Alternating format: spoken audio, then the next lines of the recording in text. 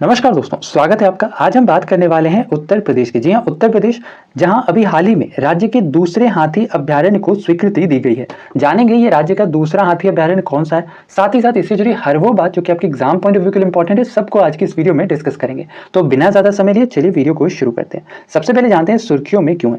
दरअसल अभी हाल ही में जो केंद्रीय वन मंत्रालय है, इसने उत्तर प्रदेश में दूसरे हाथी अभ्यारण्य को मंजूरी दी गई है। ध्यान रखना है कि जो दूसरा हाथी अभ्यारण्य है, इसके रिगार्डिंग एक प्रस्ताव भेजा गया था दुधवा टाइगर रिजर्व की अथॉरिटीज के द्वारा। और ये प्रस्ताव कब भेजा गया था? ये भेजा गया था अप्रैल 2022 में। और फाइनली अब इस प्रस्ताव पर केंद्र सरकार का मोहर लग गया है, जिसके बाद अब उत्तर प्रदेश में राज्य का दूसरा हाथी अभ्यारण्य बनाया जाएगा। और ये जो दूसरा हाथी अभ्यारण्य बनाया जाएगा, इसका नाम रखा गया है तेराई एलिफेंट रिजर्व, जो कि उत्तर प्रदेश के लखीमपुर खीरी डिस्ट्रिक्ट में स्थित है। इसके साथ ही साथ ये जो हाथी अभ्यारण्य है, ये असल में Pilibhit tiger reserve, Dudhwa national park, Kishanpur wild life sanctuary और कतरनिया घाट वाइल्ड लाइफ सेंचुरीज को मिला करके बनाया गया है।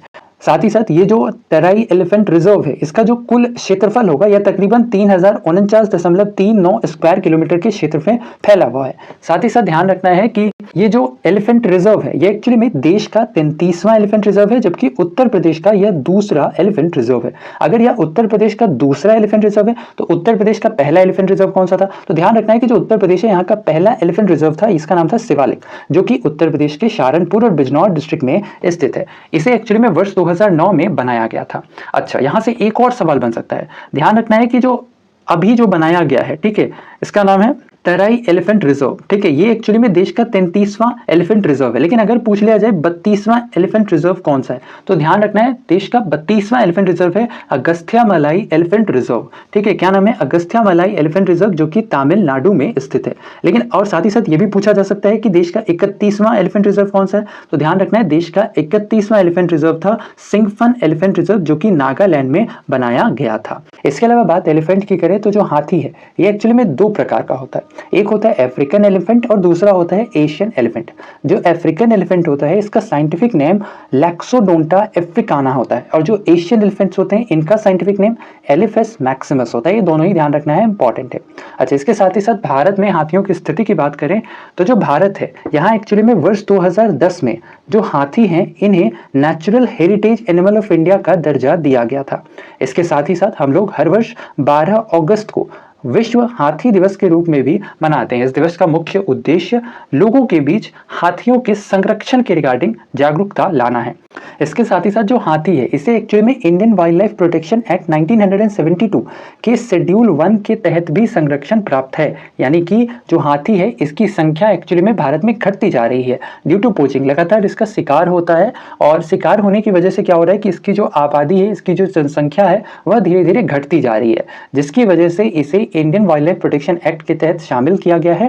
फर्स्ट शेड्यूल के अंतर्गत कि जो एलिफेंट है, इसे संरक्षित किया जाएगा। अच्छा, इसके साथ ही साथ ना केवल इसे Indian wild life protection act के तहत शामिल किया गया है, बल्कि इसे साइट्स यानी CITES यानी convention on international trade endangered species of flora and fauna के अपेंडिक्स 1 के तहत भी संरक्षण प्राप्त है। यानी इसे ऑल ओवर द वर्ल्ड भी संरक्षित किया जाएगा। इसके साथ ही साथ जो एलिफेंट है, इसे IUCN के रेड लिस्ट के अकॉर्डिंग इंडेंजर्ड की कैटेगरी में रखा गया है। अब जिसे IUCN नहीं पता है, उसे बताते चले कि जो IUCN है, असल में एक अंतरराष्ट्रीय संस्था है, जो कि प्राकृतिक संसाधन, जीव जंतु इत्यादि के संरक्षण के रिगार्डिंग काम करती है। साथ ही साथ जो IUCN है, इसकी स्थापना वर्ष 1948 में की गई थी। इसके साथ ही साथ जो भारत है, भारत का पहला एलिफेंट रिजर्व, नाम ध्यान रखना है, इसका नाम है सिंहभूम एलिफेंट रिजर्व। और ये कहाँ बनाया गया था? ये बनाया गया था झारखंड में। ये भारत का पहला एलिफेंट रिजर्व है, और इसे एक्चुअली में वर्ष 2001 में प्रोजेक्ट एलिफेंट के तहत बनाया गया था। और ये जो प्रोजेक्ट एलिफेंट है, इसे भारत सरकार के द्वारा वर्ष 1992 में हाथियों के संरक्षण के लिए लॉन्च किया गया था। इसके अलावा प्रेजेंट टाइम पर अगर हम हाथियों की जनसंख्या की बात करें, तो जो हाथी है, ये एक्चुअली में भारत में धीरे धीरे इसकी जो जनसंख्या है, वह धीरे धीरे कम होती जा रही है। अगर डेटा के अकॉर्डिंग बात करें तो वर्ष 2007 में जब इसका सेंसस किया गया था एलिफेंट का, तो इसके अंतर्गत जो हाथियों की संख्या थी, यह थी 27,682। इसके बाद वर्ष 2012 में फिर से सेंसस किया गया, और इसके अंतर्गत जो हाथियों की संख्या है, इसमें एक उछाल देखने को मिला, और यह बढ़कर के 31,368 पर आ गया। लेकिन अभी हाल ही में जो रीसेंट सेंसस है वर्ष 2017 का, इसके अकॉर्डिंग जो हाथियों की जनसंख्या है, ये एक बार फिर से गिरकर 27,312 पर आ गई है। साथ ही साथ सर्वाधिक हाथियों वाला राज्य है कर्नाटक। कर्नाटक जहां कुल 6049 हाथी हैं as per the data from 2017 census, यानी 2017 के सेंसस के अकॉर्डिंग कर्नाटक में सर्वाधिक हाथी हैं 6049। इसके बाद दूसरे स्थान पर असम है और तीसरे स्थान पर केरल है। तो ये था हमारा आज का ये वीडियो। उम्मीद करते हैं आपको वीडियो इन्फॉर्मेटिव लगा होगा। अगर वीडियो पसंद आया है तो बाकी लाइक शेयर, चैनल पर नए हैं तो सब्सक्राइब करना बिल्कुल ना भूलें। जाते जाते आपके लिए एक सवाल ये है कि देश का 32वां हाथी अभ्यारण्य कहाँ बनाया गया था। ध्यान रखना है, अभी जो हमने बात की है यह था 33वां। आपसे पूछा जा रहा है 32वां हाथी अभ्यारण्य कहाँ बनाया गया था। इसका आंसर आप हमें कमेंट सेक्शन में बता सकते हैं।